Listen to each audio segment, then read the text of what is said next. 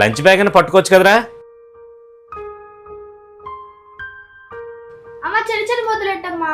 ఇంకా చిన్నపిల్లడవా, పెద్ద ముద్దలు తిను.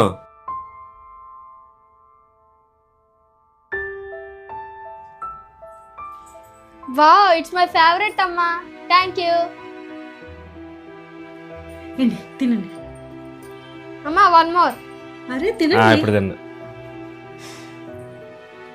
నానా నువ్వు తినిరా. వస్తున్నాను, బయలుదేరుతున్నాను.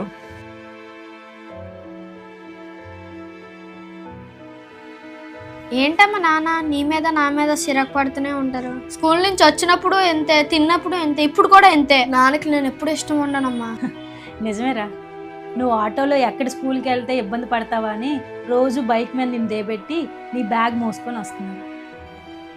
నువ్వు చిన్న ముద్దలు తింటుంటే అవి ఒంటికి వంట పట్టవని పెద్ద పెద్ద ముద్దలు తినమండం కూడా తప్పే. నీకు బజ్జీలు అంటే ఇష్టమని అతను తినాలని ఉన్నా సరే నువ్వు తింటావని చెప్పి అది కూడా నీకే ఇచ్చాను. అమ్మ ప్రేమ కనిపిస్తుంది, నాన్న ప్రేమ గుండెల్లో ఉంటుంది. అది తెలుసుకొని నాన్నని ప్రేమించు, అప్పుడు నాన్నలో ఉన్న ప్రేమ నీకు కనిపిస్తుంది.